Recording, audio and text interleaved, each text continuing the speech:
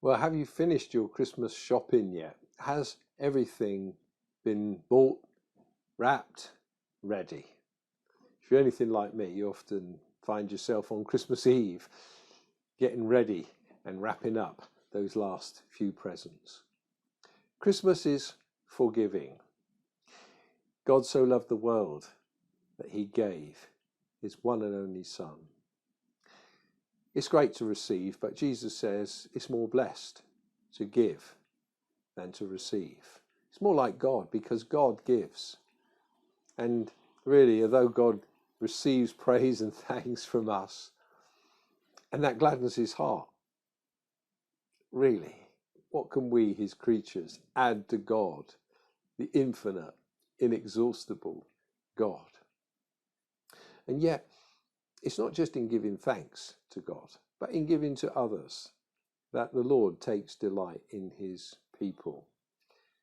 We're often called to a special offering at Christmas, or to remember the poor, to remember those who are in some ways disadvantaged, maybe somebody who you could offer hospitality to.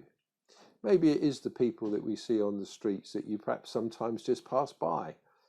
There's an opportunity to spend a few pounds just to buy a coffee or something.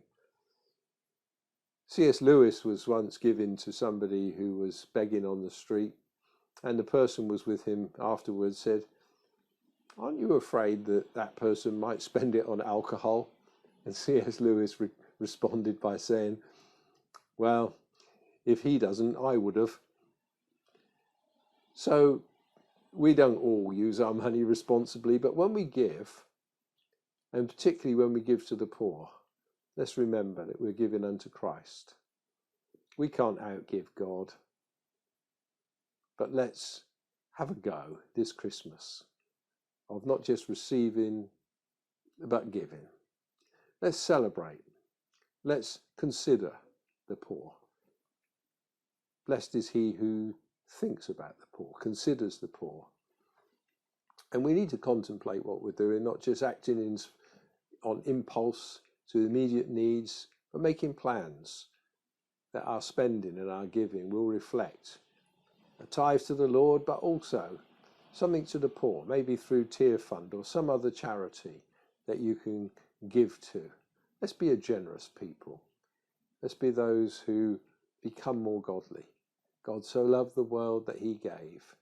And if we're going to love, then it's going to require giving to our own friends, our own family, to our nearest and dearest, to those that we meet by chance, to those we consider, and on whom we just find that there's a desire in our hearts. Let's be a people this Christmas who know that Christmas is forgiving. And if we've been lacking in generosity, thank God, Christmas is forgiving. That God so loved the world that he gave his one and only Son, that whoever believes in him shouldn't perish. In other words, the consequences of our lack of generosity don't destroy us, but instead we're transformed into his image.